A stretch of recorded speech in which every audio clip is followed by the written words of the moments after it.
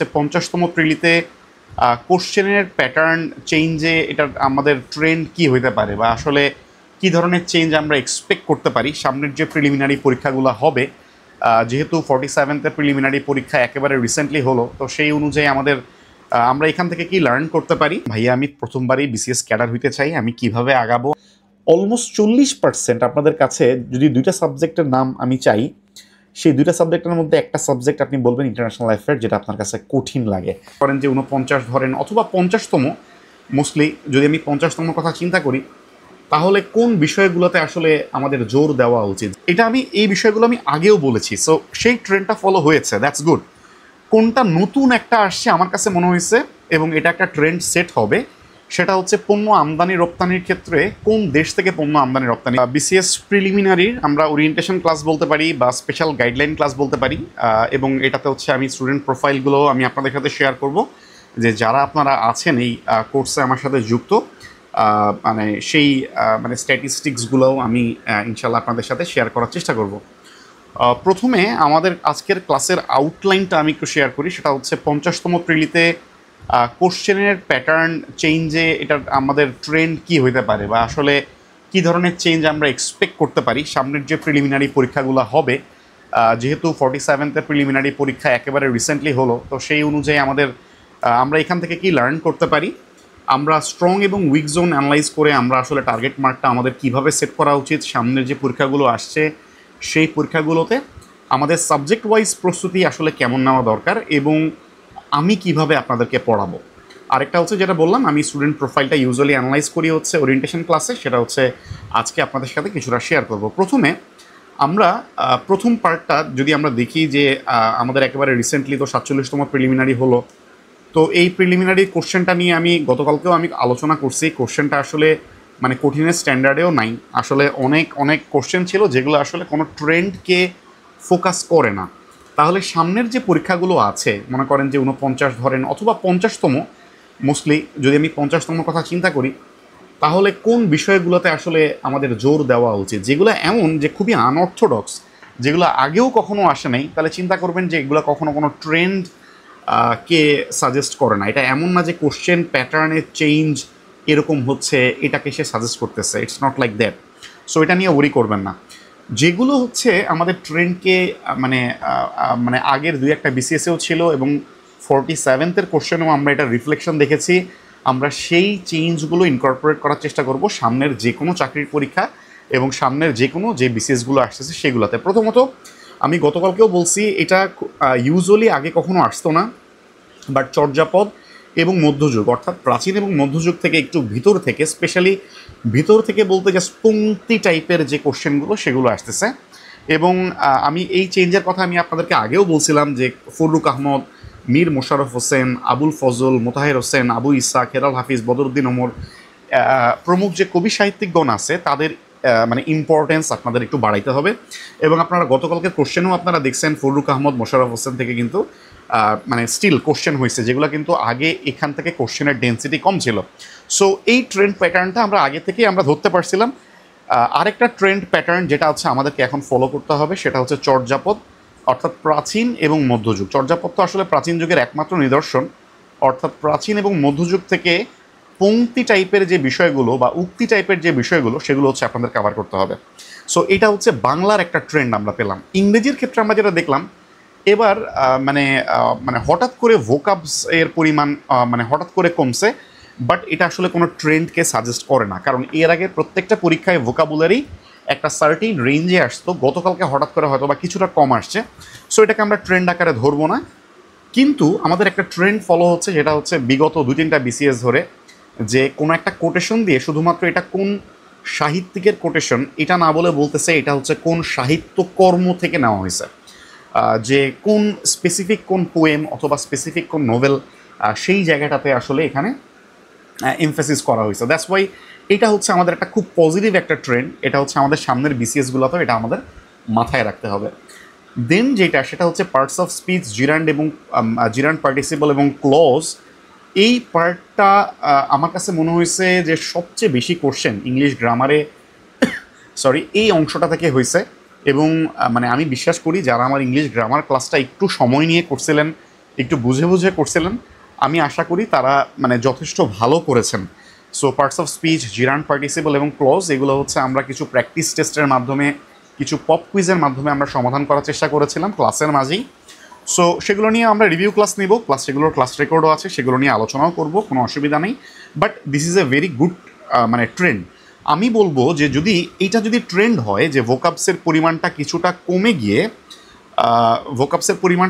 কমে গিয়ে say for example parts of speech, gerund, participle, clause অর্থাৎ গ্রামাটিক্যাল পোর্শনের থেকে কোশ্চেন যদি বাড়ে মানে পরের বিসিএসও, আমি বলবো যে সেটা একটা ট্রেন্ড এবং that will B a very good trend. কারণ ভোকাবসের মধ্যে আসলে আপনার মানে ক্যালিভার টেস্ট করার কিছু আছে কি না আমার জানা নাই, কারণ এটা একদম সলিড মুখস্থের বিষয়।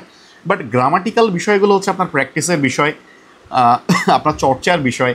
সো ওই জায়গাটাতে আপনি একটা গ্রামারের রুলস আপনি শিখলে আপনি ওটা দিয়ে আপনি হয়তো বা ওই রিলেটেড যে কোনো কোশ্চেন আপনি সলভ করতে পারবেন। বাট ভোকাব আপনি একটা পড়লে ওই একটাই পড়লেন। সো দ্যাটস ওয়াই এখনও আমি বলবো না যে ভোকাবসের ইম্পর্টেন্স কমছে, যদি কমে that will be very good. But ব্যাংকের পরীক্ষা যদি আপনি চিন্তা করেন, আবার ব্যাংকের পরীক্ষাতে আজীবনই ভোকাবসের গুরুত্ব থাকবে, আবার ম্যাথের ক্ষেত্রে ব্যাংকের ক্ষেত্রে আজীবনই পাটিগণিতের গুরুত্ব থাকবে, সেম অ্যাজ নিবন্ধন বা প্রাইমারি যদি দেখেন, মানে বেসিক চেঞ্জ আর কি বিসিএসের থেকে। সো আমি বলবো যে গ্রামাটিক্যাল পোর্শনগুলোতে আমাদের একটু জোর দিতে হবে।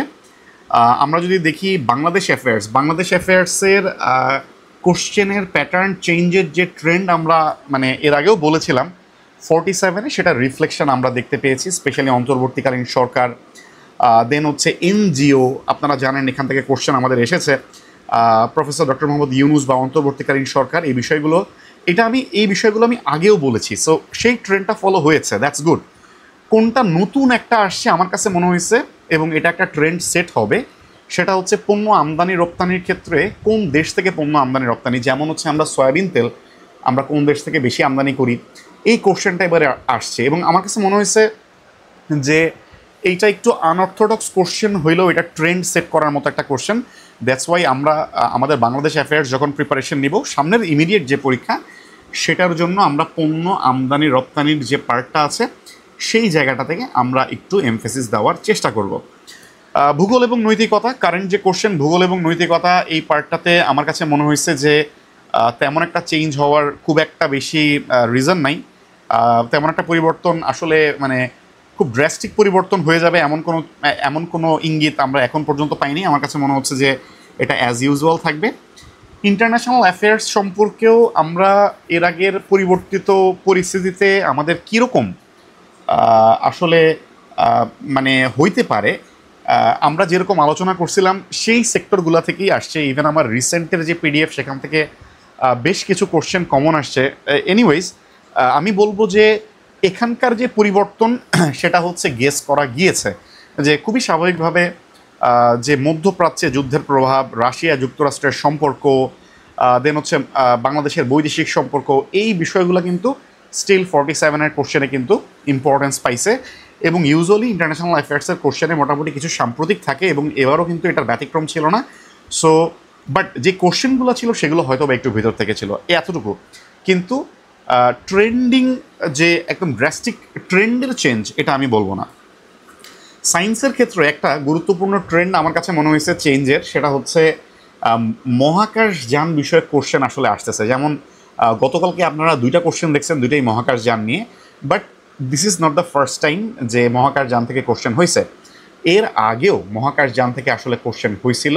তার মানে হচ্ছে আমরা বলতে পারি যে মহাকাশযান বিষয়ক রিসেন্ট যে আমাদের মানে নিউজগুলা সেগুলো একটু আমাদের আপডেট থাকতে হবে। ওকে, তাহলে এটা হচ্ছে আমাদের সায়েন্সের।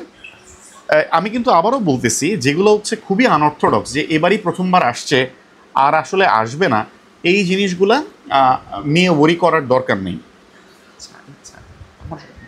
সো আমি শুধুমাত্র সেটাই আমি আপনাদেরকে বলতেছি যে ট্রেন্ড হিসেবে আমরা সেট করতে পারি, যেগুলো হচ্ছে গত 2-1টা বিসিএসে মানে ছিল এবং এবারও সেটার কন্টিনিউয়েশন হয়েছে। গাণিতিক যুক্তিতে আমার কাছে মনে হয় যে ম্যাথে আমাদের জ্যামিতি পোর্শনটা একটু এমফাসিস দিতে হবে, আরেকটা হচ্ছে আমাদের প্রবাবিলিটি, এই পোর্শনটা আমাদেরকে একটু গুরুত্ব দিতে হবে। এবং জ্যামিতির মধ্যে স্পেশালি হচ্ছে রেখা, যদিও রেখার যে কোশ্চেনগুলো সেগুলো হচ্ছে অনেকটা রিটেন স্ট্যান্ডার্ড, বাট স্টিল রেখা থেকে গতকালকের যে কোশ্চেনটা এটা ছোট একটা ছিল, কিন্তু কেউ যদি সরল রেখা এটা একেবারে স্কিপ করে যায় সে আসলে ওইটা আবার পারবে না। মেন্টাল অ্যাবিলিটি আমার কাছে মনে হয়েছে তেমন একটা ট্রেন্ডের কোনো চেঞ্জ ছিল না। Mental ability as usual question ছিল। আইসিটি থেকে আমরা দেখতে পারতেছি একটু ম্যাথমেটিক্যাল কোশ্চেন আসার ট্রেন্ড কিছুটা, যেমন হচ্ছে সে ফর এক্সাম্পল বাইনারি থেকে ডেসিমাল, এটাকেও আমি ম্যাথমেটিক্যাল প্রবলেম হিসেবেই ধরবো, একটু ক্যালকুলেটিভ যেহেতু। সো এর সাথে গতকালকে 2টা কোশ্চেন অ্যাড হয়েছে। এই 2টা কোশ্চেনের মধ্যে একটা ছিল হচ্ছে কম্পিউটারের প্রসেসরের ক্লক স্পিড যদি 4 গিগাহার্টজ হয় তাহলে ক্লক পিরিয়ড কত, এবং আরেকটা ছিল যেটা আমার কাছে মনে হয়েছে যে যেটা আসলে আপনাদের মানে জানার কোনো ধরনের কোনো প্রয়োজন নাই, সেটা হচ্ছে অর্ডার এন এবং অর্ডার এন স্কোয়ারের অ্যালগোরিদমের যে কোশ্চেনটা। সো ওইটাকে আমি ট্রেন্ড হিসেবে ধরবো না, ওইটা হচ্ছে একদম আউট অফ দ্য ইউনিভার্স কঠিন কোশ্চেন। সো ওইটা বাদ, এছাড়া এই ধরনের অর্থাৎ ফ্রিকোয়েন্সির সাথে টাইম পিরিয়ডের যে রিলেশন, যেটা হচ্ছে আমাদের সায়েন্সের আমাদের F=1/t দ্বারা আমরা সলভ করতে পারি, ওইটার সাথে রিলেট করে এই জিনিসগুলো একটু আমাদেরকে দেখতে হবে। শুধুমাত্র এমন না যে বিসিএস এর জন্য, অন্যান্য চাকরির পরীক্ষাগুলো, ব্যাংক বলেন, অন্যান্য চাকরির পরীক্ষা যেগুলো আসতেছে সামনে সেগুলোর জন্য, এবং বিসিএস তো ডেফিনেটলি। সো এর বাইরে আপনারা জানেন যে অন্যান্য যে কোশ্চেনগুলো যেগুলো কঠিন কোশ্চেন, সো একবার শুধুমাত্র এত দাঁত ভাঙা কঠিন কোশ্চেন হওয়ার মানে কখনোই এটা না যে এই এই মানে এই ধারাটাই ফলো হবে। এবং যদি এই ধারাটা ফলো হয় তাহলে আসলে মানে কারো পক্ষেই আমার কাছে মনে হয় না যে 110, 15, 20 এর বাইরে নাম্বার পাবে, কারণ আসলে ইনফরমেশনের সোর্সের তো কোনো অভাব নেই। আপনি যদি আনঅর্থোডক্স অনেক ডিপের কোশ্চেন, কবি সাহিত্যিকদের পার্সোনাল লাইফের কোশ্চেন, অভিধানের আগে পরে কি আছে, সংখ্যা কোথায় আছে, এই ধরনের মেরিটলেস কোশ্চেন, এটা এটার পিছনে কখনো ছুটার প্রয়োজন নেই। ওকে, সো এটা হচ্ছে আমাদের মোটামুটি সামনের পরীক্ষায় আমাদের প্যাটার্ন চেঞ্জ এরকম হইতে পারে, মানে যেগুলো থেকে আমরা লার্নিং নিতে পারি। যদি আমি বলি যে মানে এই কোশ্চেনটা খুব কমন, ভাইয়া আমি প্রথমবারই বিসিএস ক্যাডার হইতে চাই, আমি কিভাবে আগাবো, আমার জন্য একটা ফর্মুলা দেন। আসলে সবার জন্য প্রিলি পাসের কমন কোনো ফর্মুলা নেই। আপনার জন্য যে ফর্মুলাটা অ্যাপ্লিকেবল সেই ফর্মুলাটা আরেকজনের জন্য অ্যাপ্লিকেবল না। আপনি হয়তো বা নন সায়েন্স ব্যাকগ্রাউন্ডের আপনি স্টুডেন্ট, বাট আপনার হয়তো বা সে ফর এক্সাম্পল সায়েন্সের দখল আপনার ভালো হইতেই পারে, আবার আরেকজন নন সায়েন্স ব্যাকগ্রাউন্ডে যার আসলে ম্যাথের উপর হয়তো বা দখল ভালো। সো নন সায়েন্স ব্যাকগ্রাউন্ড শুনেই যদি আমি একটা কমন ফর্মুলা দেই, বা যদি আপনি নিজের জন্য একটা ফর্মুলা সেট করেন, তাইলে আসলে এটা আপনার জন্য আরেকজনের জন্য অ্যাপ্লিকেবল নাও হতে পারে। এটার জন্য সবচেয়ে ভালো যে বিষয়টা আমার কাছে মনে হয় যে আমি 3টা প্রিলিতে আমি অ্যাটেন্ড করছি আমার বয়সের শেষ দিকে এসে, এবং 3টাতেই আমি কোয়ালিফাই করছি আলহামদুলিল্লাহ। আমার কাছে মনে হয়েছে যে আমি যেটাতে স্ট্রং সেটাতে বেশি গুরুত্ব দেওয়া সবসময় অনেক বেশি কাজে দেয়। আপনি যেটাতে স্ট্রং আপনি সেইটাতে বেশি গুরুত্ব দিবেন। আমরা হচ্ছে ইউজুয়ালি উল্টাটা করি, যে আমি যেটাতে দুর্বল সেটাতে অনেক ইফোর্ট দিই। খেয়াল করেন, আপনি যেটাতে স্ট্রং মানে হচ্ছে ওইটাতে আপনি অলরেডি 70%-এ আছেন, সো ওইটাতে ইফোর্ট দিয়ে 90% বানানো আপনার জন্য অনেক সহজ। বাট আপনি যেটাতে উইক মানে আপনি ওটাতে 20%-এ আছেন, সেটাতে আপনার 90%-এ দৌড় দেওয়ার জন্য কিন্তু আসলে আপনার ইফোর্ট দরকার। একজন বাংলা সাহিত্যে অনার্স মাস্টার্স করছে, আপনি কি মানে 2-3 মাস বা 4 মাস, 5 মাস, 6 মাসে আপনি কি মানে তার মতো বাংলা সাহিত্য পড়তে পারবেন? সে 4 বছর বাংলা সাহিত্য পড়ছে, স্যারদের লেকচার শুনছে, অনেক অনেক মানে কি বলে বই কাভার করছে। সো সেটা আপনার স্ট্রং জোন না। সো সেটাতে আপনি হয়তোবা আপনি যেমন প্রস্তুতি নেবেন, যেই প্রস্তুতিটাতে আপনি একটা স্ট্যান্ডার্ড মার্ক তুলতে পারেন। অর্থাৎ এই 20%-এর আপনার যে প্রিপারেশন সেটা মনে করেন যে আপনি সেখানে 60%-এ নিয়ে আসেন, বাট নট নেসেসারিলি যে ওইটাতে আপনি 90%-এ দৌড় দিবেন। এইটা হচ্ছে আপনি আপনার নিজেকে জাজ করবেন। আপনি জানেন যে আপনি কোনটাতে স্ট্রং, আপনি নিজেই জানেন আপনি কোনটাতে উইক। বাট মোস্টলি যেটা হয়, যারা হচ্ছে মনে করেন যে সায়েন্স ব্যাকগ্রাউন্ডের, সাধারণত তারা ম্যাথ, সায়েন্স, আইসিটি এগুলোতে একটু স্ট্রং হয়, এটা আমরা ধরে নিই। আর যারা হচ্ছে নন সায়েন্স ব্যাকগ্রাউন্ডে তাদের হয়তোবা ম্যাথ, সায়েন্স, আইসিটি এগুলোতে হয়তোবা প্র্যাকটিস অনেক দিন ধরে না থাকার কারণে কিছুটা দুর্বলতা কাজ করে। সো আমি যদি বলি যে আমরা তাহলে যে যদি আপনার এমন হয়, এখানে ম্যাথ সায়েন্সে দুর্বল বলতে এমন না যে আপনি নন সায়েন্স ব্যাকগ্রাউন্ড, মানে হচ্ছে হয়তো বা আপনি ম্যাথ সায়েন্স আপনার অনেকদিন ধরে প্র্যাকটিস নাই বা বেসিকে আপনার একটু প্রবলেম আছে, তার মানে আপনার উইক জোন হচ্ছে আপনি ম্যাথমেটিক্যাল রিজনিং, আপনি আইসিটি, সায়েন্স, এইটা হচ্ছে আপনার উইক জোন। মানসিক দক্ষতাকে আমি উইক জোনে ফেলি নাই। আপনি একটা জিনিস কিন্তু মাথায় রাখেন, মানসিক দক্ষতা অনেকে মনে করে এটা মনে হয় সায়েন্সের স্টুডেন্টদের জন্য। মানসিক দক্ষতা কখনোই সায়েন্সের স্টুডেন্টদের জন্য না। মানসিক দক্ষতা is more of a common sense আমি বলবো। সো আপনি যদি একটু কমন সেন্স অ্যাপ্লাই করেন এবং আপনি যদি একটু বোঝার চেষ্টা করেন, মানসিক দক্ষতা আপনি পারবেন, আপনার ব্যাকগ্রাউন্ড যেটাই হোক না কেন। বাট আমি নৈতিকতাকে দেখেন, আমি কিন্তু স্টিল আবার উইক জোনে রাখছি, কারণ নৈতিকতা অনেক সময় হচ্ছে কোশ্চেন ধরে বোঝা যায় না যে আসলে এটা কোনটা হবে, অ্যান্সার কি এইটা হবে নাকি ওইটা হবে, যেটা পড়ি সেগুলোর মধ্যেও তালগোল পাকায় যায়, অনেক প্রবলেম হয়। সো এটাকে আমি দুইজনের জন্য আমি যদি নেগেটিভ ধরি বা একটু উইক জোন ধরি, অ্যাকচুয়ালি এই 55 নাম্বার হচ্ছে আপনার জন্য একটু টাফ। এই 55 নাম্বারটা হয়তো বা আপনার জন্য অ্যাচিভ করা একটু টাফ। তাহলে আপনি অ্যাকচুয়ালি ফোকাস করার চেষ্টা করবেন যে আপনি বাংলা, ইংরেজি, বাংলাদেশ, অর্থাৎ এখানে জিকে যেটা বাংলাদেশ এবং ইন্টারন্যাশনাল অ্যাফেয়ার্স, মেন্টাল অ্যাবিলিটি আমি যেটা বললাম এটা দুজনের জন্যই স্ট্রং জোন, এটার মধ্যে আসলে উইক জোনে রাখার কোনো সুযোগ নেই। এবং আরেকটা হচ্ছে ভূগোল, এখানে থাকে হচ্ছে 145। আপনি এখন নিজে একটা সেট করার চেষ্টা করবেন টার্গেট, এই 145-এর মধ্যে আপনি চেষ্টা করবেন যে এই 145-এর মধ্যে কোনো রকম 100 ধারের কাছে আনা যায় কিনা। যদি 145-এর মধ্যে 100 ধারের কাছে আপনি আনতে পারেন, তাহলে বুঝবেন যে আপনার প্রিপারেশন খুব চমৎকার হয়ে গেছে। আর এই যে 100 ধারের কাছে আনবেন, এই 100 ধারের কাছে আপনি সাবজেক্ট ওয়াইজ কীভাবে আনবেন সেটার একটা টেন্টেটিভ আউটলাইন হচ্ছে এখানে। যেমন দেখেন বাংলাতে 35, বাংলাতে আপনি টার্গেট রাখতে পারেন 24-এর মতো, 22 থেকে 24-এর মতো। ইংরেজিতেও সেম, বাংলাদেশ অ্যাফেয়ার্সে 20 অ্যারাউন্ড। বাংলাদেশ অ্যাফেয়ার্স সবসময় যে ধরনের কোশ্চেন হয় সাধারণত 20+। বাংলাদেশ অ্যাফেয়ার্স আপনি যদি সায়েন্স ব্যাকগ্রাউন্ডের হন বা নন সায়েন্স ব্যাকগ্রাউন্ডের হন, 20+ তোলা যায় আপনি যদি একটু ভালো করে পড়েন। ইন্টারন্যাশনাল অ্যাফেয়ার্সে দেখেন আমি তারপরেও তুলনামূলক কম ধরছি, 60%, অর্থাৎ 12 ধরছি।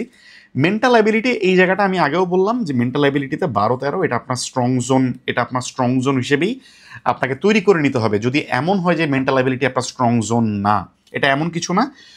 এটা আপনার হচ্ছে আমি আপনাদেরকে 17 টাইপের মেন্টাল অ্যাবিলিটি অলরেডি আমি আপনাদেরকে মানে রেকর্ড ক্লাসও অলরেডি দিয়েছি, আমি আপনাদেরকে আবারও করাবো। নতুন কোনো প্রবলেম থাকলে আমি সেগুলো আমি আপনাদেরকে দেখাই দিব। হোপফুলি ওই জাস্ট টাইপের ম্যাথগুলো প্রবলেমগুলো সলভ করলে ইনশাল্লাহ খুব ভালো করবেন। আর ভূগোলে মোটামুটি 6-7 যদি এই রেঞ্জে আপনি রাখেন তাহলে আপনার 100 ধারের কাছে আপনি এই অংশটা থেকে পাবেন। আরেকটা হচ্ছে আপনার যেটা উইক জোন, উইক জোন থেকে আমি খুবই মিনিমাল মার্ক ধরছি। যেমন দেখেন আপনি ম্যাথে মনে করেন যে খুবই দুর্বল, যে আপনি ম্যাথ কিছুই পারেন না, তার মানে হচ্ছে ম্যাথ হচ্ছে একদম বেসিক প্রিপারেশন নেবেন। এই 15-র মধ্যে জাস্ট আমি 6 ধরছি, এবং আইসিটিতেও সেম ধরছি। দেখেন 15-র মধ্যে মাত্র 6, বিজ্ঞানেও মাত্র 6 রাখছি, নৈতিকতাতে মাত্র 4 রাখছি। মানে একদম যতটা মিনিমাল রাখা যায় ততটা মিনিমাল হচ্ছে আমি আপনার টার্গেট রাখছি। সো এটা যদি আপনি ফলো করেন তাও দেখবেন যে আপনি 55-র মধ্যে এখান থেকে 22। সো এই দুইটা যদি আপনি ক্যালকুলেট করেন আপনি দেখবেন ওভারঅল 120+ একটা টার্গেট আপনি হয়তো বা রাখতে পারবেন স্ট্যান্ডার্ড কোশ্চেনে। Once again I am not talking about yesterday's মানে এক্সাম, গতকালকের কোশ্চেন অবশ্যই অনেক আনঅর্থোডক্স ছিল। আবার দেখবেন সামনের বিসিএস থেকে কোশ্চেন প্যাটার্ন আবার ওই আগের ধারায়, আবার নর্মাল কোশ্চেন হচ্ছে, আবারও হচ্ছে কাটমার্ক 115-20 এই রেঞ্জে আসতেছে। সো আমরা সেটাকে টার্গেট ধরে আমরা আগাচ্ছি। দেন আমরা যদি দেখি যে সাধারণ জ্ঞানে আমরা যারা মোটামুটি একটু উইক, যারা আমরা মানে বাংলাদেশ অ্যাফেয়ার্স, ইন্টারন্যাশনাল অ্যাফেয়ার্স এইগুলো যাদের একটু কঠিন, সো তাদের জন্য উইকের মানে উইক জোন যেটা, সেটা হচ্ছে বাংলা, ইংরেজি, বাংলাদেশ। আমি যদি বলি আপনি এই জায়গাটাতে আপনি এই 100-তে আপনি 60+ টার্গেট রাখবেন। আপনি যদি মনে করেন যে 100-র মধ্যে আপনি হচ্ছে জাস্ট 60 যদি তুলতে পারেন, বাংলা, ইংরেজি এবং বাংলাদেশ অ্যাফেয়ার্স, এই কথাটা একটু ভালো করে শুনেন। আপনি যদি বাংলা, ইংরেজি এবং বাংলাদেশ অ্যাফেয়ার্সে আপনি 60-এর মতো তুলতে পারেন, তাইলে মোটামুটি ধরে রাখতে পারবেন যে আপনার প্রিলি হবে। ওকে, কারণ এই জিনিসটা আপনার যেমন প্রিলিতে হেল্প করবে, আবার হচ্ছে আপনার রিটেনে যে এই জিনিসটা খুবই কাজে লাগবে।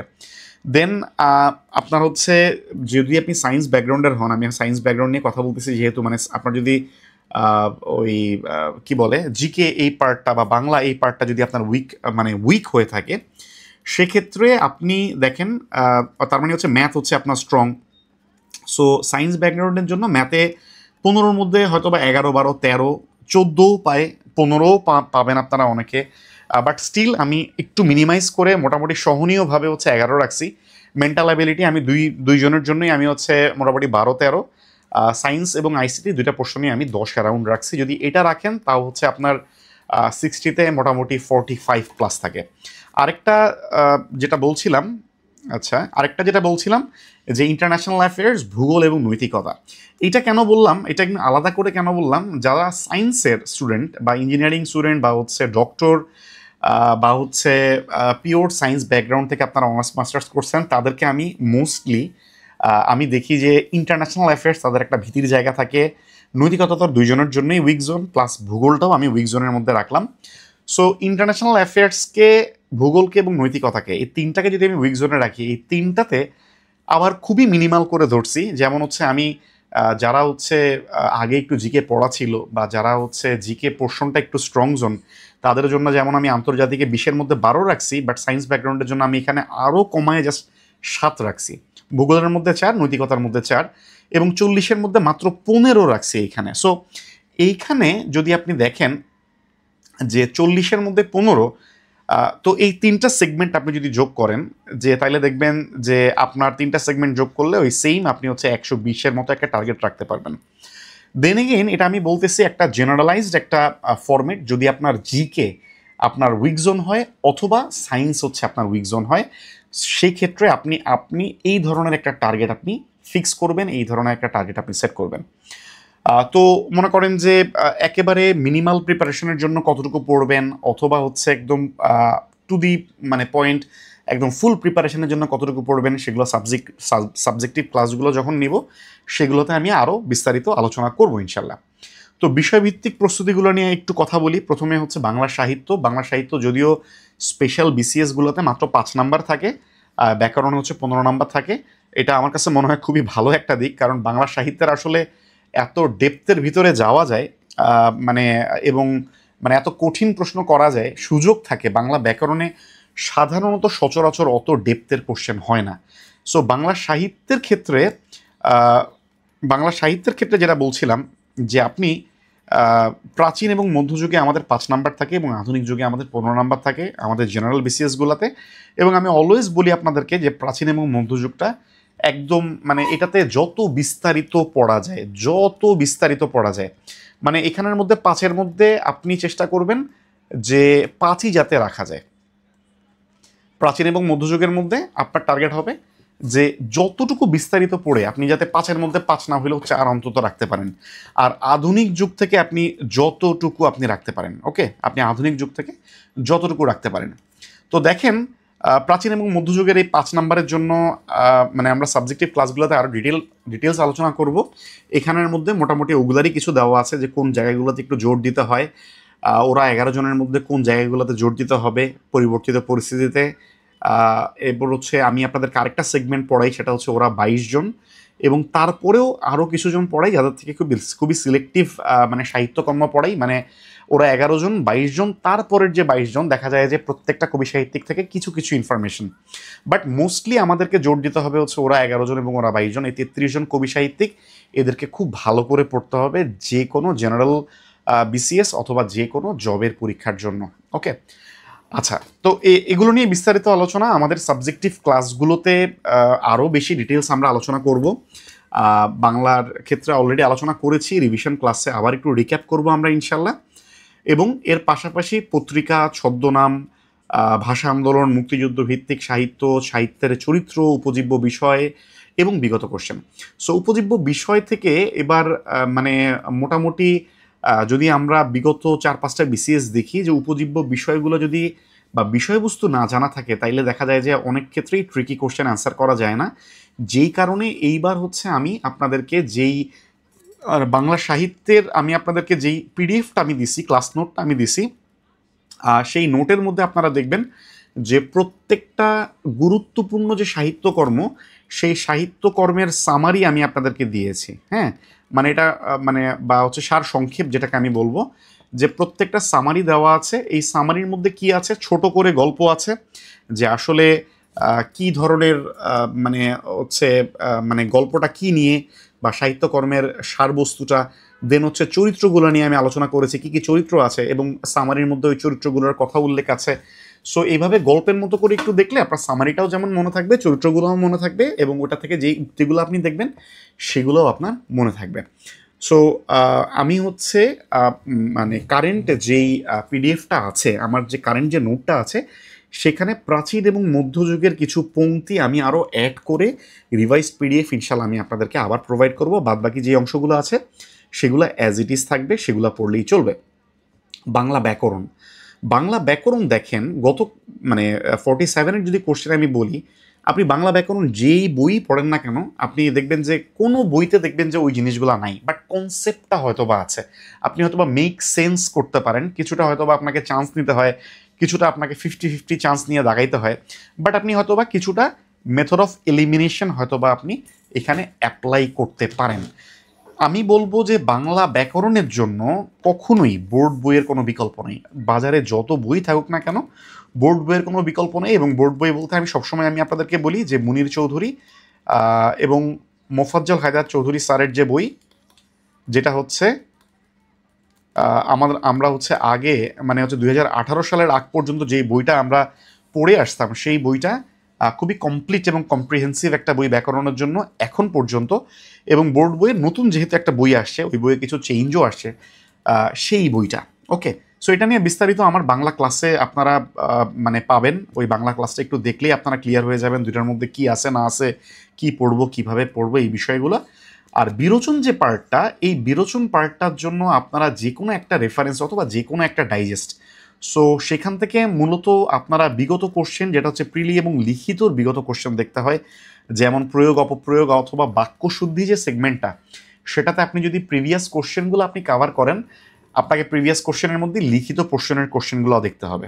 ওকে, আচ্ছা। এবং এরপরে বাকি গুরুত্বপূর্ণ অংশ, এখন বিরোচন অংশের মধ্যে দেখবেন যে আপনাদের বিরোচন বইয়ে ডাইজেস্টে তো অনেক অনেক বিরোচন থাকে। সো ফার্স্টে আপনি হচ্ছে বিগত কোশ্চেন প্রিলি এবং রিটার্নেরগুলো আগে সলভ করবেন। তারপর আপনি যতটুকু পারেন প্রতিদিন অল্প অল্প করে পড়ে আপনি মানে যতটুকু কাভার করা যায় ততটুকু কাভার করবেন। এটা হচ্ছে বাংলা ব্যাকরণের ক্ষেত্রে। আমরা এবার যাই হচ্ছে ইংরেজির ক্ষেত্রে। অনেকেই হচ্ছে ইংরেজির মধ্যে দুর্বলতা, ইংরেজির মধ্যে নাম্বার উঠাইতে প্রবলেম হয়, ইংরেজি নিয়ে মানে সমস্যার শেষ নাই। প্রথমে যদি বলি, ইংলিশ লিটারেচার স্পেশাল বিসিএসগুলোতে অল্প মার্ক থাকে, মাত্র 5 মার্ক, বাট জেনারেল বিসিএসগুলোতে ইংলিশ লিটারেচারে কিন্তু 15 মার্ক থাকে। এবং এটা স্টিল নাও যে মোটামুটি একটা মানে সার্টেন ট্রেন্ড ফলো করে, যে মোটামুটি বোঝা যায় যে এই এই এই জায়গাগুলো থেকেই কোশ্চেন আসবে এবং সেই জায়গাগুলো মোটামুটি পড়ে ফেললে কাভার হয়ে যায়। আমি আপনাদেরকে ইংলিশ লিটারেচার আমি আপনাদেরকে যখন ক্লাস নিয়েছি, আমি আপনাদেরকে বই দাগিয়ে দিয়েছি এবং ওই দাগানো পোর্শনের বাইরে আপনি যদি গতকালকের পরীক্ষার কোশ্চেনটাও দেখেন, রেয়ারলি ওই দাগানোর বাইরে থেকে কোশ্চেন এসেছে। বাট দ্য ফ্যাক্ট ইজ যে কিছু কিছু কোশ্চেন যেটা ইউজুয়ালি সাধারণত আমরা দেখি যে সাহিত্যিকদের নাম দিয়ে কোশ্চেন করে, সেটা হয়তো বা সাহিত্য কর্মের নাম দিয়ে করছে, বাট বইয়ের মধ্যে স্টিল হচ্ছে কিন্তু যে কোনটা কোন সাহিত্য কর্মের সেই পোর্শনটাও কিন্তু ছিল। যাই হোক, সো ওই দাগানো পোর্শনটা পড়ে ফেললে হয়ে যাবে। আর মেমোরাইজেশন পার্টের জন্য কিভাবে মনে রাখবেন সাহিত্যকর্মগুলো, স্পেশালি শেক্সপিয়ারের তো নোভেলগুলো হচ্ছে মোটামুটি আমাদের সবারই মোটামুটি কাভার করতে হয়, সেগুলা বা হচ্ছে অন্যান্য যে বিখ্যাত সাহিত্যিক যারা আছেন তাদের যে সাহিত্যকর্মগুলা, সেগুলা কাভার করার জন্য আপনাকে যেটা করতে হবে যে তাদের কিছু সামারি দেখতে হবে। এই সামারি, প্রত্যেকটা সামারির আমি আপনাদেরকে ইউটিউব চ্যানেলের কথা বলেছি, ভিডিও স্পার্ক নোট এবং আরেকটা আমি কথা বলেছি, এবং প্রত্যেকটারই যেটা মোটামুটি একটু শর্ট লেন্থে, মোটামুটি 5 থেকে 10 মিনিটের মধ্যে ওইটার একটা সামারি ভিডিও অ্যানিমেটেড, সেটার লিঙ্কও আমি আপনাদেরকে ইংলিশ লিটারেচারের যে পিডিএফটা আছে সেটার মধ্যে দিয়ে দিয়েছি। ওই লিঙ্কগুলো হচ্ছে হাইপার লিঙ্ক করা, সো আপনি জাস্ট হচ্ছে ক্লিক করলে আপনি ওই ভিডিওগুলোতে সরাসরি চলে যেতে পারবেন এবং আপনি ওই সামারিটা 5-10 মিনিট দেখে নেবেন। ওই 5-10 মিনিট দেখে নিলে আপনার ক্যারেক্টার, আপনার হচ্ছে উক্তি এবং কাহিনী, এই পুরো জিনিসটা হচ্ছে আপনার মাথায় থাকবে। তো এটা হচ্ছে ইংলিশ লিটারেচার। ইংলিশ লিটারেচারের ক্ষেত্রে আমি আপনাদেরকে রাইটার্স অফ অল এজ, দুইটা সেগমেন্ট মোস্টলি আমি আপনাদেরকে আলাদা করে দিয়েছি, writers of all age part 1 আর একটা হচ্ছে পার্ট 2। সো এদের বাইরে ইউজুয়ালি আসলে কিছুই পড়তে হয় না, যদিও সাহিত্যিকদের সংখ্যা বাংলা সাহিত্যিকদের সংখ্যার থেকে একটু বেশি মনে হয়, বাট দ্য ফ্যাক্ট ইজ যে এখান থেকে প্রত্যেকের আন্ডারে সাহিত্যকর্ম খুব সিলেক্টিভ, মানে বেশি সাহিত্যকর্ম না। বাংলায় যেমন একজনের এগেনস্টেই অনেকগুলা, রবীন্দ্রনাথ এবং নজরুল ইটসেলফ পড়তে গেলেই তো মনে করেন যে অনেক দূর পড়তে হয়, কিন্তু ইংরেজির ক্ষেত্রে সেটা না। সো আপনারা যদি জাস্ট হচ্ছে আমার কি বলে দাগানো পোর্শনগুলো জাস্ট ফলো করেন এবং ক্লাসের হচ্ছে আমার যে সামারি ভিডিওগুলো সেগুলো ফলো করেন, তাহলে ইংলিশ লিটারেচারে খুবই খুবই ভালো করবেন, এটাতে ইনশাল্লাহ কোনো সমস্যা হবে না। ইংলিশ গ্রামারের ক্ষেত্রে আমাদের দুইটা পোর্শন, একটা হচ্ছে আমাদের গ্রামার পোর্শন থাকে আমাদের কিছু, এবং আরেকটা হচ্ছে আমাদের ভোকাবস পোর্শন থাকে। এই ভোকাবস পোর্শনটার জন্য আমাদেরকে রেগুলারলি প্রতিদিনই কিছু কিছু আপনাকে পড়তে হবে। আর গ্রামার পোর্শনটার জন্য আমি গ্রামারের উপর হচ্ছে আমি আপনাদেরকে একটু বুঝায় একটু ইলাবোরেট করে মানে গত ব্যাচের থেকেও এই ব্যাচে আরেকটু ইলাবোরেট করে এবং এক্সট্রা ক্লাস নিয়ে গ্রামারটা কভার করার চেষ্টা করেছি, এবং মোস্টলি পার্টস অফ স্পিচ, এরপর হচ্ছে আপনার ক্লজ, জিরান্ড পার্টিসিপাল, ট্রান্সফরমেশন, এই বিষয়গুলো আমরা বিভিন্ন কিছু প্র্যাকটিস করে করে আমরা আগানোর চেষ্টা করেছি। তো আপনার জন্য মনে করেন যে ইংলিশ গ্রামারে মানে ম্যাক্সিমামেরই হচ্ছে একটা কমন প্রবলেম থাকে যে ভাইয়া যদি আমি ইংলিশে আমার উইক জোন হয় সেক্ষেত্রে আমার করণীয় কী, বা ইংলিশ এর ক্ষেত্রে আমি কি করব। যেটা বলছিলাম, ইংলিশ লিটারেচারের ক্ষেত্রে আমার দাগানো প্রশ্নের বাইরে কিছুই দেখার দরকার নেই স্টিল নাও, ওকে। আর ইংলিশ গ্রামার যেটা বলছিলাম, ইংলিশ গ্রামারের ক্ষেত্রে আপনি এখানের এই দুর্বলতাটা না কাটাইলে আপনি হচ্ছে হয়তো বা প্রিলি আপনি পাশ করে যাবেন, বাট আপনি রিটেনে দেখবেন যে ভালো করতে পারবেন না, আপনি ভাইভাতে ভালো করতে পারবেন না, এই প্রবলেমগুলো আপনার থাকবে। তার মানে কি আপনাকে একটু কষ্ট হইলেও ইংলিশ গ্রামারের আপনার উইকনেসটা আপনাকে দূর করতে হবে, বিকজ আপনার রিটেন 200, ওই 200 আপনার যদি গ্রামারে উইকনেস থাকে, আপনার দেখবেন সাবজেক্ট ভার্ব এগ্রিমেন্ট হচ্ছে না, থার্ড পার্সন সিঙ্গুলার নাম্বারের সাথে আপনি এস বাই এস যোগ করতেছেন না, আপনি পাস্ট প্রেজেন্ট পারফেক্ট টেন্সের ক্ষেত্রে আপনি হয়তো বা ভার্বের V3 ফর্ম ইউজ করতেছেন না। এই ধরনের প্রবলেমগুলো দেখবেন যে আপনার অহরহ হচ্ছে, এবং স্যার যখন খাতা দেখবে তখন কিন্তু একটা ব্যাড ইমপ্রেশন চলে আসবে। সো গ্রামারের জায়গাটা আপনাকে একটু কাটায় নিয়ে আসতে হবে। এবং আমি আপনাদেরকে ইংলিশ গ্রামারের ক্ষেত্রে আমি যে জায়গাগুলোতে জোর দিতে বলি, যেমন পার্টস অফ স্পিচের এই জায়গাগুলো দেখেন, যে জায়গাগুলোতে আমি আপনাদেরকে ইউজুয়ালি জোর দিতে বলি, গতকালকেও ট্রানজিটিভ ইনট্রানজিটিভ থেকে কোশ্চেন ছিল, দেন হচ্ছে অ্যাডভার্ব থেকে কোশ্চেন ছিল, দেন আপনি যদি দেখেন না পার্টস অফ স্পিচ থেকে বেশ ভালো কোশ্চেন ছিল। ইউজুয়ালি পার্টস অফ স্পিচ থেকে মানে এই ধরনের এই কোয়ান্টিটির কোশ্চেন সাধারণত আসে না। ক্লজগুলোর মধ্যে দেখেন অলরেডি রেড মার্ক যেগুলো করা আছে, তার মানে হচ্ছে ক্লজ পোর্শনটা থেকে ভালো কোশ্চেন হয়, কারেকশন এবং ট্রান্সফরমেশন এগুলোর গুরুত্ব অনেক বেশি পাবে। সো গ্রামারের ক্ষেত্রে আমার সাজেশন হবে যে গ্রামারে আপনাকে রুলসটা প্রথমে একটু আইডেন্টিফাই করে বা বিষয়টা একটু বুঝে, হ্যাঁ রুলসটা বুঝবেন এবং বুঝে আপনাকে প্র্যাকটিস করতে হবে প্রচুর। এটা আমি বলতেছি যারা হচ্ছে গ্রামারে একটু দুর্বল, আপনি প্রচুর প্র্যাকটিস করতে হবে, এবং প্র্যাকটিসগুলো আপনি হচ্ছে জব সলিউশন থেকে করতে পারেন, আপনি প্রিভিয়াস বিসিএসের কোশ্চেন থেকে করতে পারেন। তাহলে হচ্ছে আপনি মানে কী ধরনের গ্রামারের কোশ্চেনগুলো হইতেছে সেই সম্পর্কে আপনি আইডিয়া পাবেন, ট্রেন্ডও বুঝতে পারবেন, আপনার একসাথে অনেকগুলো বেনিফিট আপনার হবে। যেটা বলছিলাম যে অলরেডি আমরা এই ধরনের পপ কুইজগুলো করে করে আমরা আসলে সামনের দিকে আমরা প্রসিড করছি। আপনি হচ্ছে গ্রামারের যে রেকর্ডগুলো আছে সেগুলো একটু সময় নিয়ে নিয়ে দেখবেন। একটা জায়গা যদি আপনি না বুঝেন তাহলে দরকার হলে ওই ক্লাসের ওই পোর্শনটা আরেকবার দেখবেন, এবং এরপরে আপনি যেটা করবেন, যে কোনো একটা বই আপনি যদি কম্পিটিটিভ ইংলিশ গ্রামার ইউজ করেন, অথবা আপনি যদি মাস্টার ইউজ করেন, অথবা আপনি যদি আপনার কাছে যদি ডাইজেস্ট থাকে সেখান থেকে আপনি প্রবলেম প্র্যাকটিস করবেন, অথবা জব সলিউশন থেকে আপনি প্রবলেমগুলো প্র্যাকটিস করবেন, এবং এটা কেন হইলো সেটা একটু বোঝার চেষ্টা করবেন। গ্রামারে এই কাজটা করলে আপনার আস্তে আস্তে গ্রামারের প্রবলেম সেটা হচ্ছে আপনার আস্তে আস্তে আপনি রিকভার করতে পারবেন। আরেকটা যেটা বললাম, ভোকাবস পার্টের জন্য প্রতিদিন আপনি 5 থেকে 7টা করে ভোকাবস, বাংলা এবং ইংরেজি দুটার ক্ষেত্রেই 5 থেকে 7টা বা 5 থেকে 10টা আপনি যে কটা মনে রাখতে পারেন।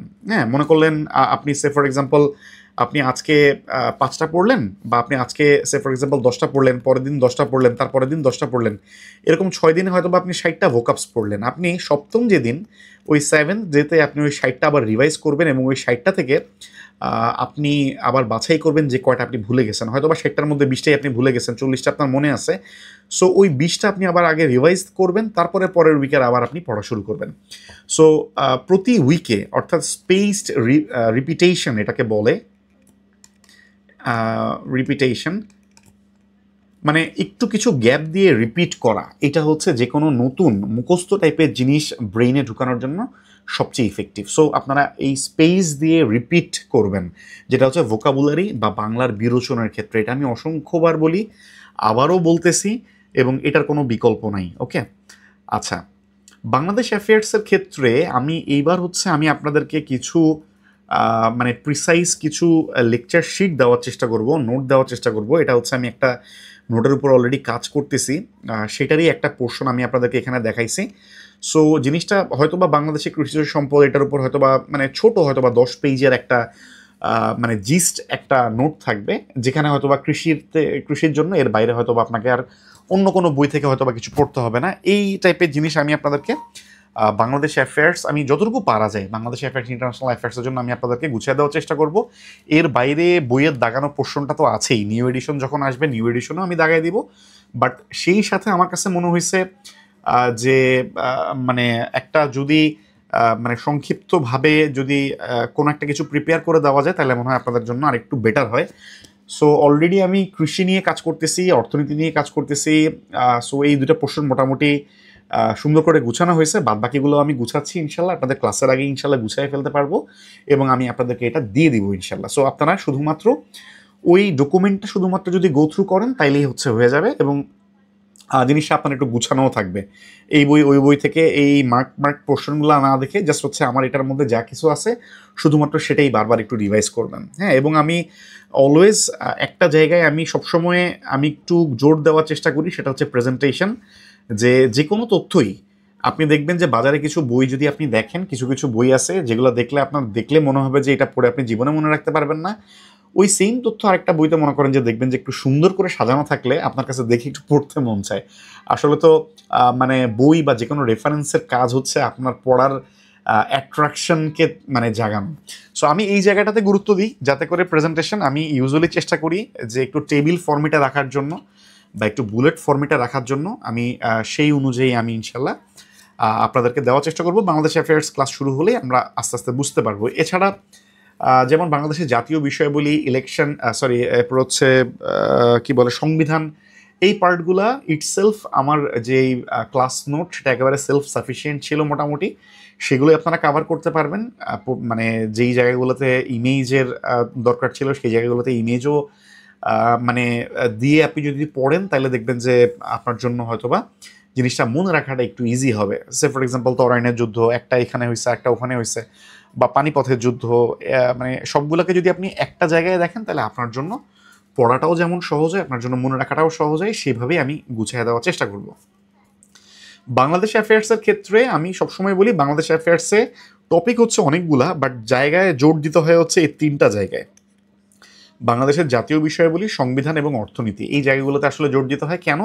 কারণ বাংলাদেশের জাতীয় বিষয়গুলি যদি আপনি দেখেন তাইলে দেখবেন যে এটার মধ্যে আপনার এই পোর্শনগুলা, জাতীয় অর্জন, কোন দেশ কবে স্বীকৃতি দিল, মুক্তিযুদ্ধ বিষয়ক চলচ্চিত্র, গান, কবিতা বা স্থাপত্য যেগুলো আছে সেগুলো দেখবেন আপনার এটার মধ্যে পড়া হয়ে যাবে যদি আপনি জাতীয় বিষয়গুলি ভালো করে পড়েন। সো এটা বোনাস হিসেবে আপনি পাচ্ছেন। আবার আপনি যখন সংবিধান পড়বেন তখন দেখবেন সংবিধানে আমাদের ইলেকশন নিয়ে সংবিধানের অনুচ্ছেদগুলো আপনি যখন দেখবেন, রাজনৈতিক ব্যবস্থা অথবা সরকার ব্যবস্থা নিয়ে, বিচার ব্যবস্থা নিয়ে আপনি যখন অনুচ্ছেদগুলো দেখবেন, স্থানীয় সরকার নিয়ে দেখবেন, তখন দেখবেন সরকার ব্যবস্থা, ইলেকশন, এই পোর্শনগুলো আপনার অনেকটা কাভার হয়ে যাবে। সো সংবিধান এই জন্য আমি বলি যে ভালো করে প্রিপারেশন নিলে বোনাস হিসেবে আপনার এই জায়গাটাতে আপনার হেল্প হবে।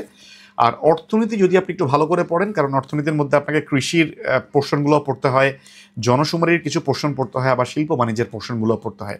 সো এই তিনটা জায়গায়, বাংলাদেশ অ্যাফেয়ার্সের এই তিনটা জায়গায় অনেক বেশি জোর দিতে হয়। এই জায়গাটাতে যদি জোর দেন তাহলে হচ্ছে দেখবেন বাকিগুলো আপনার বাকি জায়গাগুলো আপনার জন্য অনেকটা ইজি হয়ে যাবে। ইন্টারন্যাশনাল অ্যাফেয়ার্সের ক্ষেত্রে আমার কাছে মনে হয়েছে যে ভিজুয়াল এইডটা হচ্ছে অনেক বেশি হেল্প করে। সো আমি হচ্ছে আমার যখন পড়াবো যেই জায়গাগুলো আমি হচ্ছে একটু বোঝানো প্রয়োজন অথবা হচ্ছে যে জায়গাগুলোতে একটু ম্যাপ দেওয়া দরকার সেগুলো হচ্ছে সেভাবে কাভার করার চেষ্টা করব। মূল কথা হচ্ছে আপনার নিজের মধ্যে এই প্র্যাকটিসটা তৈরি করা, যে কোনো একটা কিছু আপনি পড়তেছেন, যখন আপনি জাস্ট চট করে একটু ম্যাপটা একটু সার্চ দিয়ে ফর এক্সাম্পল গুগল ম্যাপে আপনি দেখে আসলেন যে ব্রেক্সিট জিনিসটা আসলে কি, আইরিশ ব্যাকড্রপ জিনিসটা কি।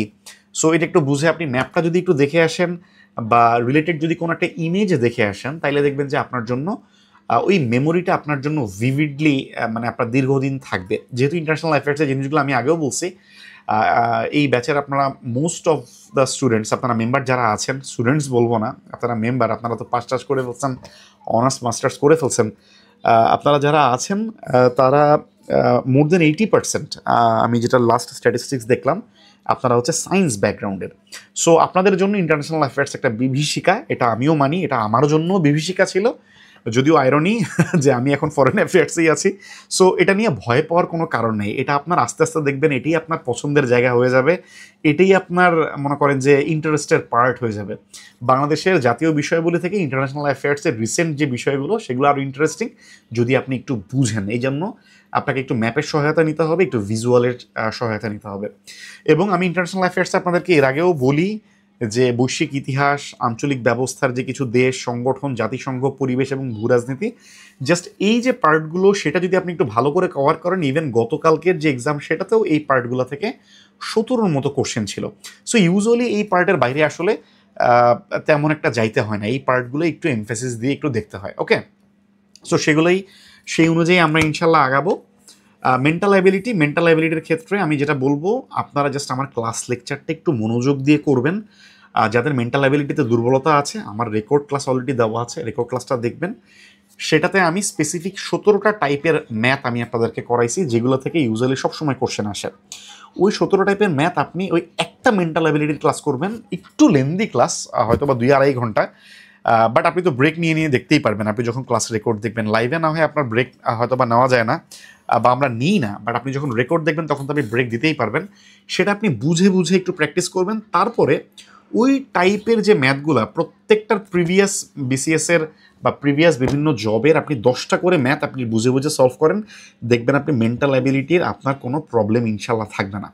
সো যারা হচ্ছে ম্যাথ মেন্টাল, অথবা হচ্ছে ফর এক্সাম্পল সায়েন্স, আইসিটি, এগুলোকে আপনি মনে করছেন যে এগুলো আপনার একটু উইক জোন, এগুলো একটু আগে থেকে আপনারা একটু দেখতে পারলে ভালো হয়। আমি আগেও বলছি, আমি সপ্তাহে কিন্তু মাত্র 2টা ক্লাস নিই। এটার রিজন কি, যেই জিনিসটা আমি পড়াই সেই জিনিসটা আপনাদের অ্যাবজর্ভ হওয়ার জন্য আসলে সময় দরকার। আমি তো তাহলে সপ্তাহে 2টা ক্লাস নিয়ে যদি আমি সপ্তাহে 4টা ক্লাস নিতে পারতাম, তাইলে তো কোর্সটা অর্ধেক সময়ে শেষ হয়ে যেত। বাট আলটিমেটলি আপনারা গ্র্যাস্প করতে আপনাদেরই অনেক বেশি টাফ হইতো। যদিও আমি এই সামনের উইকটা আমি 3টা করে ক্লাস নিচ্ছি, আমি বলেছি অলরেডি, এরপর আবার 2টা করে নিব। তো আপনারা যেটা করবেন, এই 2টা করে ক্লাসের ফাঁকে কিন্তু আপনারা যথেষ্ট টাইম পাবেন প্রিভিয়াস ক্লাস রেকর্ডগুলো রিক্যাপ করার জন্য। সো আমি কিন্তু 47-এর লাস্ট ব্যাচের রেকর্ডগুলো অলরেডি যেহেতু আপনাদের সবার সাথে শেয়ার করা আছে ইন্ডেক্স পোস্টে, সেগুলো থেকে আপনারা দরকার হইলে, আপনাদের যদি ম্যাথে একটু দুর্বলতা থাকে, আপনার মেন্টাল অ্যাবিলিটি দুর্বলতা থাকে, যেটাতেই আপনার দুর্বলতা থাকে না কেন, সেই রেকর্ডটা আপনি আগে থেকে একটু দেখে ফেলবেন। সেই অনুযায়ী আপনি একটু প্রিপারেশন নেওয়া স্টার্ট করে দিবেন, তাইলে আপনি আগায় থাকবেন, বিকজ আপনি জানেন যে আপনার উইকনেস কোনটা। ভূগোলের ক্ষেত্রে আমি বলবো যে ক্লাস লেকচার এবং আমার দাগানো অংশগুলো সেটা দেখারই আসলে ইনাফ।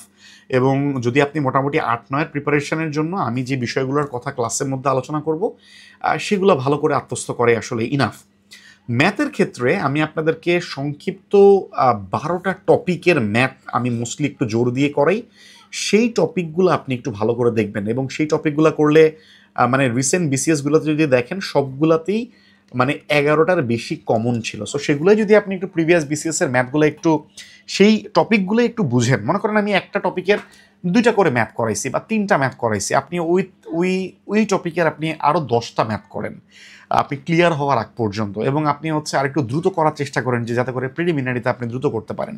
সো এটা হচ্ছে বিষয়। ওকে, সো ম্যাথের ক্ষেত্রে আমি যেটা বললাম, যে আমার যে 12টা টপিক, মেন্টালেও যেমন সেম, ম্যাথ হচ্ছে আমি সবার লাস্টে ক্লাস নিব। দ্যাটস ওয়াই আমি বলবো, যাদের ম্যাথে একটু দুর্বলতা আছে, পুরো কোর্সের আপনারা 20% আছেন যারা হচ্ছেন নন সায়েন্স ব্যাকগ্রাউন্ডের, এবং নন সায়েন্স ব্যাকগ্রাউন্ডের অনেকেই আছেন যাদের ম্যাথে দুর্বলতা নাই। আমি জানি যে নন সায়েন্স হলেও তাদের ম্যাথের প্র্যাকটিস আপনারা করেছেন, আপনাদের ম্যাথে দুর্বলতা তেমন একটা নাই, হয়তো বা 15%-এর এই জায়গাটাতে একটু উইকনেস থাকতে পারে। আমি বলবো আপনারা শুরুতেই ম্যাথ দেখে নেবেন। আমি চাইছিলাম যে এবারের যে ক্লাসগুলোর এটার ওরিয়েন্টেশন একটু আগে পরে করবো কিনা ইউজুয়াল ব্যাচগুলো থেকে। আমি ইউজুয়ালি সাধারণত স্টুডেন্ট প্রোফাইল দেখে এটা করে থাকি, বাট স্টিল এবারও আমি দেখলাম যে সায়েন্স ব্যাকগ্রাউন্ডের আপনাদের রেশিও অনেক বেশি। দ্যাটস ওয়াই আমি ম্যাথ ক্লাসটা আবারও হচ্ছে লাস্টের দিকে আমি রাখছি। বাট যাদের ম্যাথে প্রবলেম তাদের সুবিধার জন্য আমি আবার রেকর্ড দিয়ে দিছি, যাতে করে আপনারা রেকর্ডগুলো থেকে আপনারা আগায় নিতে পারেন। সো এখানে হচ্ছে প্রিভিয়াস বিসিএসের ইম্পর্টেন্ট পার্টগুলো দেখানো হয়েছে, এগুলো আমরা ক্লাসেও আলোচনা করব, এখানে একটু রাখছি। এবং হচ্ছে আমি যেটা বললাম যে 12টা যে টপিক আমি একটু গুরুত্ব অনুযায়ী সাজাইছি, সেগুলোর প্রথমে সূত্রগুলো একটু আত্মস্থ করেন, তারপর বিগত থেকে ওই সেম টপিকের 10টা করে ম্যাথ আপনি বুঝে বুঝে সলভ করেন, এবং যাদের হচ্ছে ম্যাথে আপনাদের একটু প্রবলেম আছে তারা হচ্ছে এখন থেকেই স্টার্ট করেন। ওকে, আচ্ছা, এরপরে যদি আমরা বলি আইসিটির সেক্টর, আইসিটিতে আমরা কি বললাম, আইসিটিতে দেখেন 15-র মধ্যে 6+।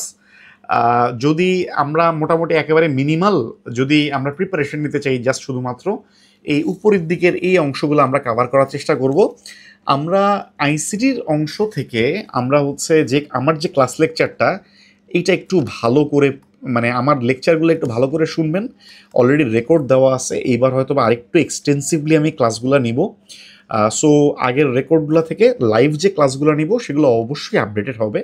সো আগের রেকর্ডটাও দেখবেন, আবার হচ্ছে আমার লাইভের সাথে সাথে আবার লাইভগুলোও করবেন। আমার ক্লাস এবং আমার ক্লাসের পিডিএফ এবং সেই সাথে আমি যেই দাগিয়ে দিব যেটা বই থেকে, সেই পোর্শনগুলো একটু জাস্ট বারবার বারবার পড়বেন, এর বাইরে কিছু পড়বেন না। ওকে, এটা হচ্ছে সায়েন্স এবং আইসিটি দুইটার ক্ষেত্রেই। ওকে, দুইটার ক্ষেত্রেই, সায়েন্সের ক্ষেত্রে এবং আইসিটির ক্ষেত্রেও, দুইটার ক্ষেত্রেই হচ্ছে যে আমার ক্লাস লেকচার যেটা, সেই ক্লাস লেকচারের পিডিএফ এবং আমার দাগানো যে পোর্শন, এর বাইরে কিছু দেখবেন না। আমার পিডিএফটা অবশ্যই দেখবেন, কারণ অনেক কিছু আছে হয়তো বা পিডিএফের মধ্যে যেটা হয়তো বা বইয়ের দাগানো পোর্শনের মধ্যে হয়তো বা ছিল না, যেটা আমি অথবা বাইরে থেকে পড়িয়েছি। দ্যাটস ওয়াই পিডিএফটা একটু ভালো করে, সেটা যদি আপনি একটু ক্লাসটা একটু মনোযোগ দিয়ে করেন তাহলে আপনি অনেকটাই কভার করে ফেলতে পারবেন। আমি এই জন্য বলি যে লাইভ ক্লাসটা অ্যাটেন্ড করার চেষ্টা করবেন, তাহলে ক্লাসের সাথে সাথে আপনি আগায় যেতে পারবেন। ওকে, কখনো হচ্ছে আপনি মানে পিছিয়ে গেছেন এটা আপনার কাছে ফিল হবে না। নৈতিকতা থেকে আমি বলবো হচ্ছে ক্লাস লেকচার, আমার যে ক্লাস লেকচার একেবারে সংক্ষিপ্ত ক্লাস লেকচার, সেই ক্লাস লেকচারে আমি যেই কয়টা জিনিস আমি বলছি সেই কয়টা জিনিস আপনি যদি সম্ভব হয় আপনি খাতায় লিখে নোট করে ফেলেন, বিগত বিসিএস এর কোশ্চেনটা আপনি সলভ করেন এবং এরপরে হচ্ছে আমার বইয়ের দাগানো অংশগুলো সলভ করেন। যদি আপনি মানে 5-6 এরকম পাইতে চান তাহলে জাস্ট হচ্ছে আমার ক্লাস লেকচারের যে পিডিএফটা, শুধুমাত্র সেই পিডিএফটা যদি আপনি একটু ভালো করে পড়েন এবং প্রিভিয়াস বিসিএস এর কোশ্চেনগুলো পড়েন তাহলে আপনি 5-6 পেয়ে যাবেন। দাগানো অংশগুলো যদি পড়েন তাহলে আপনি আরও এখান থেকে আরও 2-3 হতে পারে বেশি আপনি ইনশাল্লাহ অ্যাচিভ করতে পারবেন। বাট যেটা বললাম, এটা পড়ার থেকে হচ্ছে আপনি এটা মনে রাখতে পারাটা আসলে বেশি গুরুত্বপূর্ণ। ওকে, আচ্ছা, আমরা এবার হচ্ছে একটু স্টুডেন্ট প্রোফাইল, যেটা বলছিলাম যে আপনাদের এখানে এটা হচ্ছে আমাদের ডিস্ট্রিক্ট, এটা হচ্ছে আমাদের ডিস্ট্রিক্টের একটা ওয়ার্ড ম্যাপ। ডিস্ট্রিক্ট বলতে আমার কাছে মনে হয়েছে যে মোস্ট অফ দ্য ডিস্ট্রিক্টের মানুষজনই আপনারা আছেন, ঢাকা, ময়মনসিংহ, যশোর, পটুয়াখালী, বরিশাল, বাগেরহাট। সো আপনারা যারা হচ্ছে, এটা হচ্ছে আমাদের রেজিস্ট্রেশনের সময় ইনফরমেশন, আমি শুধুমাত্র আপনাদের কাছ থেকে ডিস্ট্রিক্টের ইনফরমেশন নিয়েছি। তার মানে হচ্ছে আপনারা মোটামুটি বাংলাদেশের মোরললেস সব জায়গার মানুষ, মানে সবাই আপনারা এখানে আছেন। এটা বিশাল একটা বিষয়। ভার্সিটির কথা যদি বলি, এখানেও হিউজ ডাইভার্সিটি আছে এবং মোস্ট অফ দ্য ইউনিভার্সিটির স্টুডেন্ট আপনারা আমার সাথে সংযুক্ত আছেন এবং সবচেয়ে বেশি হচ্ছে ঢাকা ইউনিভার্সিটি থেকে আছেন। এছাড়াও ইঞ্জিনিয়ারিং ইউনিভার্সিটিগুলো আছে, এছাড়া মেডিকেল কলেজগুলো আছে, এছাড়া অন্যান্য ন্যাশনাল ইউনিভার্সিটি আছে এবং এর পাশাপাশি অন্যান্য প্রাইভেট ইউনিভার্সিটি থেকে শুরু করে সব ইউনিভার্সিটির আপনারা সবাই এখানে আছেন। সো এখানেও একটা হিউজ ডাইভার্সিটি আছে।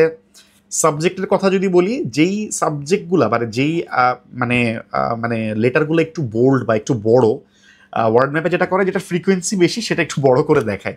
মানে এখানে হচ্ছে আপনাদের ফ্রিকোয়েন্সি বেশি হচ্ছে engineering, MBBS, BBA, English, science, zoology, political science, economics, fisheries, mathematics, agriculture, physics, botany, history, BSS, এই সাবজেক্টগুলোর হচ্ছে টেক্সটাইল, এই সাবজেক্টগুলোর হচ্ছে মানে ডেন্সিটি বেশি, আপনাদের মধ্যে এই সাবজেক্টগুলোর ডেন্সিটি বেশি।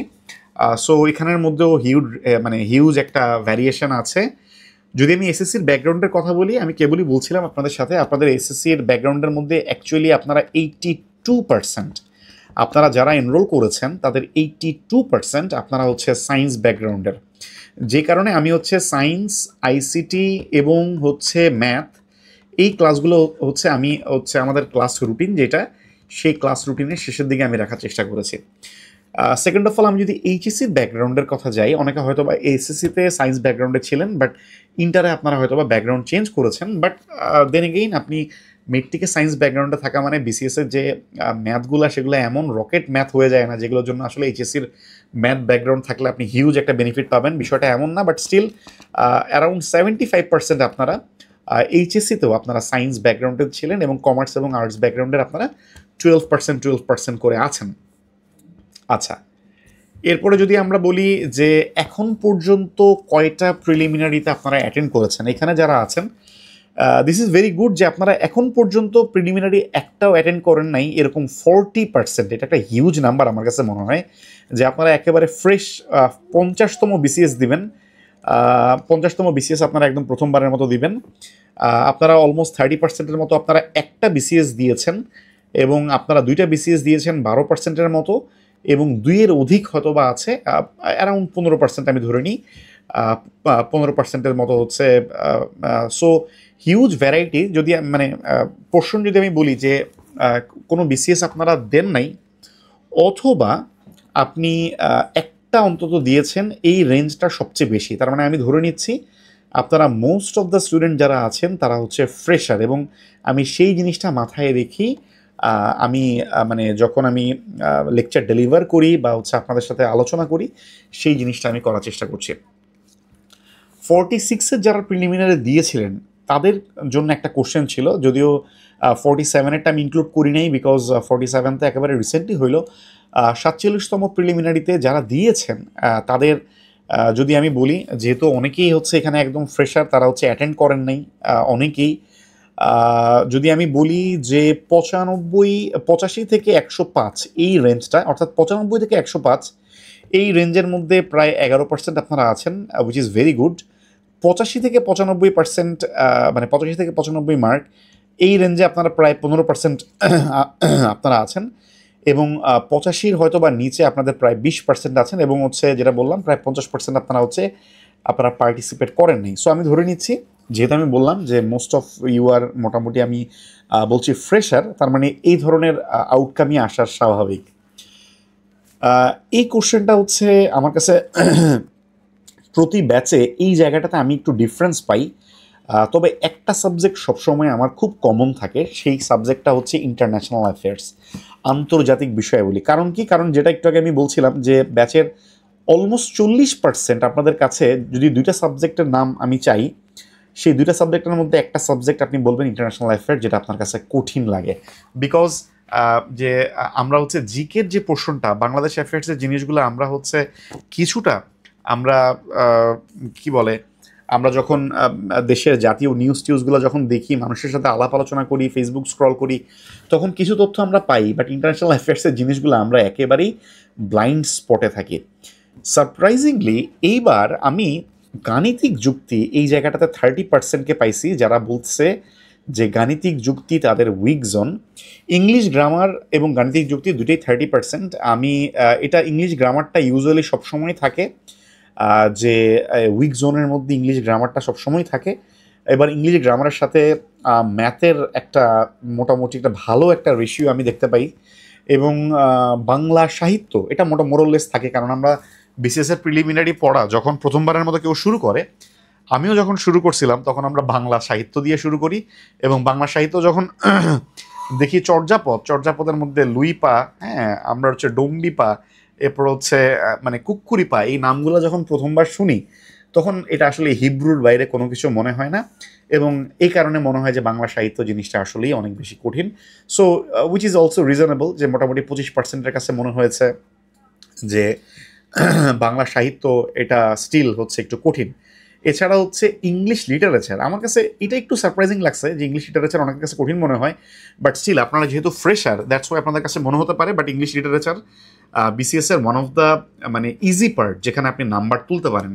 এবং আমার ইংলিশ লিটারেচারের ক্লাসটা খালি আপনারা করবেন, ইংলিশ লিটারেচারের ক্লাস করে আমার দাগানো অংশগুলো আপনারা একটু বারবার পড়বেন, তাহলে আপনাদের ইংলিশ লিটারেচারের ভীতি ইনশাল্লাহ কেটে যাবে, যখন আপনারা দেখবেন ভালো আপনারা স্কোর তুলতে পারতেছেন।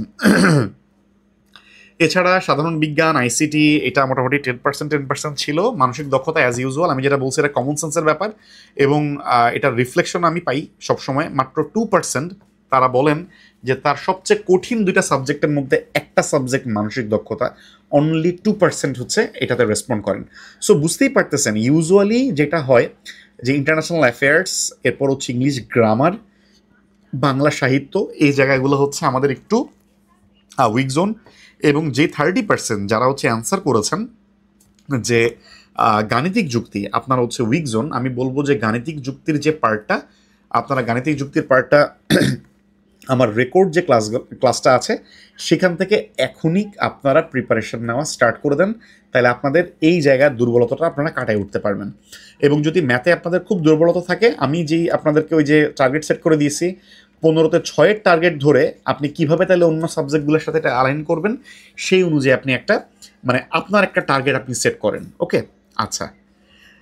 দেন আরেকটা বিষয় ছিল, আপনারা যারা আছেন, আহ, আপনারা যারা মেম্বাররা যারা আছেন, তারা ইউজুয়ালি দৈনিক কত ঘন্টার মতো সময়ে আপনারা দিতে পারেন, সেটা যদি আমি বলি, 2 থেকে 4 ঘন্টা এবং 4 থেকে 6 ঘন্টা, 2 থেকে 4 ঘন্টার মতো দিতে পারেন মাত্র 20%। তার মানে বাদবাকি সবাই এর থেকে বেশি দিতে পারেন। সো মাত্র 20%, তাদের হাতে সময়ের কনস্ট্রেন্ট অনেক, অনেক কনস্ট্রেন্ট। এর একটা কারণ হচ্ছে, মোস্টলি আমি যদি ভুল না করি, এরা সবাই হচ্ছেন এমপ্লয়েড। সো আপনারা কোনো না কোনো চাকরি, কোনো না কোনো ব্যবসা, কোনো না কোনো কৃষির সাথে আপনারা জড়িত আছেন, এবং যারা চাকরি বাকরিতে জড়িত থাকেন, অথবা যারা হচ্ছেন আমাদের সাথে যারা আহ, আহ, আপনারা মা, বাচ্চা কাচ্চা সামলায়, আসলে সংসার সামলায় 2-4 ঘন্টা বের করাও আসলে অনেক টাফ একটা ব্যাপার। So either you are employed অথবা হচ্ছে আপনি মা, তো তারা হচ্ছে 2 থেকে 4 ঘন্টা এই রেঞ্জে, মোস্ট অফ দেম হচ্ছে এই রেঞ্জের মধ্যে আছেন। 4 থেকে 6 ঘন্টা আমি মনে করি যে এটা একটু হেলদি, এবং এর বেশি যত পারা যায় তত ভালো। এবং একটা খুব আশার বিষয়, আপনি যদি এই পাই চার্টটা দেখেন, এইখানকার 50%-এর বেশি মেম্বার, এই পাই চার্টটা যদি দেখেন, 50%-এর বেশি মেম্বার তারা হচ্ছে আপনারা 6 ঘন্টার বেশি সময় আপনারা পড়াশোনায় দিতে পারেন। আপনারা 6 ঘন্টার বেশি দিতে পারেন, উইচ ইজ মানে ভেরি ভেরি নাইস। এবং ইউজুয়ালি হচ্ছে আমার অন্যান্য ব্যাচগুলোতে আমি এত বেশি পাই না, সবাই হচ্ছে মোস্টলি হচ্ছে এই জায়গার মানে পাইয়ের এই পোর্শনটা একটু বেশি হয়ে যায়। বাট এবার হচ্ছে 6 ঘন্টার বেশি, ইভেন হচ্ছে 10 ঘন্টা প্লাস, অথবা হচ্ছে আমি যদি বলি 8 থেকে মানে 8 থেকে 10 ঘন্টা বা 10 ঘন্টা প্লাস, এই রেঞ্জটা, বা 6 থেকে 8 ঘন্টা, এই রেঞ্জটা এবার একটু তুলনামূলকভাবে বেশি। তার মানে ইনশাল্লাহ আপনাদের পড়ার পর্যাপ্ত সময় আছে, জাস্ট হচ্ছে আমার গাইডলাইনটা ফলো করে আপনারা জাস্ট সেই অনুযায়ী আগাবেন, ইনশাল্লাহ অনেক ভালো করবেন। ওকে। আর যারা হচ্ছে অল্প সময় পাচ্ছেন, জাস্ট আমি জিস্ট যে অংশগুলো বলি, এর বাইরে এই বই, ওই বই, সেই বই, সেই রিসেন্ট, এগুলা থেকে মনে করেন যে কোনো কিছু দেখা বাদ দিয়ে দিবেন। শুধুমাত্র আমি যেটা আমি আপনাদেরকে বলি শুধুমাত্র সেটাই কাভার করবেন। এবং আরেকটা বিষয় হচ্ছে, আপনারা অলমোস্ট সবাই শুধুমাত্র বিসিএস ডেইলির সাথেই কানেক্টেড আছেন। এটা আমার জন্য আমি মনে করি অনেক বেশি মানে একটা রেসপন্সিবিলিটির জায়গা আমার জন্য, যে আপনারা অন্য কোনো প্ল্যাটফর্মে আপনারা যুক্ত নাই, আপনারা শুধুমাত্র বিসিএস ডেইলির সাথেই যুক্ত আছেন। এবং ডেফিনেটলি ডেফিনেটলি আমি চেষ্টা করব আপনাদেরকে বেস্টটা দেওয়ার জন্যই। এবং আপনারা জাস্ট আমার যে গাইডলাইনটা শুধুমাত্র সেটাই একটু ফলো করবেন আগের যে ব্যাচগুলোতে। এবং আমি বলবো যে আপনারা কাইন্ডলি, আপনারা যারা হচ্ছে রেগুলারলি আপনারা 6 ঘন্টা বা 8 ঘন্টা প্লাস সময় আপনারা পড়াশোনার জন্য বের করতে পারেন, তারা আমার লাইভ ক্লাসটা করার জন্য 1 ঘন্টা সময় অবশ্যই বের করিয়েন। লাইভ ক্লাস অ্যাটেন্ড করলে হয় কি, আপনি অলওয়েজ একটা ফ্লোয়ের মধ্যে থাকেন। কারণ রেকর্ড ক্লাসটা আমি দিয়েই দিচ্ছি, অনেকের তো অনেক ধরনের ব্যস্ততা থাকবেই, বাট আপনি যদি লাইভ ক্লাসে অ্যাটেন্ড থাকেন, তাহলে আপনি অলওয়েজ আপনি নিজের কাছে, আপনার কাছে মনে হবে you are with the flow, যে আমি যেভাবে আগাচ্ছি আপনি সেটার সাথেই অ্যালাইন আছেন। একটা মানে সার্টেইন টাইমে সুন্দরভাবে আপনার পড়াটা গুছানো শেষ হবে। এবং যদি আপনি মনে করেন যে রেকর্ড থেকে দেখবেন, দেখবেন যে রেকর্ডগুলো দেখবেন যে মানে ওভাবেই পড়ে থাকবে, আপনি আসলে রেকর্ডগুলো দেখবেন যে ওইভাবে আর দেখা হবে না। বাট রেকর্ডগুলো দেখলেও আপনি টেনে টেনে এমন পোর্শনগুলো আপনি স্কিপ করে যাবেন যে জায়গাগুলোতে হয়তো বা আমি ইম্পর্টেন্ট কোনো একটা কথা বলেছিলাম। আজকে গাইডলাইন ক্লাস বলে হয়তো বা আমি একটু আপনাদের সাথে এই ধরনের কথা একটু বেশি বলতেছি। ইউজুয়ালি ক্লাসগুলোতে আমি একদম শুধুমাত্র জিস্ট বা টু দি পয়েন্ট যে আলোচনা সেটাই আমি করার চেষ্টা করি, যাতে করে আপনাদের সময়টা সেভ হয়, প্রাসঙ্গিক কথার মধ্যেই আমি রাখার চেষ্টা করি। আচ্ছা, আরেকটা যেটা ছিল, এটা খুবই ইন্টারেস্টিং, সেটা হচ্ছে বিসিএস প্রিলিমিনারি প্রিপারেশনের কোন স্টেজে আপনি নিজেকে মনে করতেছেন। তো এর মধ্যে এখানে মেজরিটি যে পোর্শনটা যদি দেখেন, এই যে ইয়েলো আর হচ্ছে এই যে গ্রিন যে পোর্শনটা, তার আপনারা সবাই হচ্ছে ইয়েলো এবং গ্রিনের মধ্যে আছেন। এখানে কি মোটামুটি আপনাদের মানে 30 থেকে 60%-এর মতো আপনাদের প্রিপারেশন মোটামুটি আপনারা নিছেন। এই রেঞ্জের মধ্যে আপনারা ম্যাক্সিমাম হচ্ছে আপনারা এই রেঞ্জের মধ্যে আছেন, কিন্তু পড়া হয়তো বা গুছাতে পারেননি, মানে অগোছালোভাবে এই জায়গা ওই জায়গা থেকে হয়তো আপনারা কাভার করছেন। সো মোটামুটি আমি ধরে নিব যে আপনারা ফ্রেশার, বাট স্টিল কিছুটা আইডিয়া আপনাদের আছে। আমি যখন আলোচনা করব তখন আপনারা আরও সহজে গুছাইতে পারবেন, আপনারা আরও সহজে এই বিষয়গুলোকে ট্র্যাক করতে পারবেন ইনশাল্লাহ। ওকে। আচ্ছা, তো এটা ছিল আমাদের মানে বিসিএস প্রিলিমিনারির আমাদের আজকের ওরিয়েন্টেশন ক্লাস। আপনাদের জন্য সব সময়ের জন্য অনেক অনেক শুভকামনা এবং অনেক অনেক দোয়া।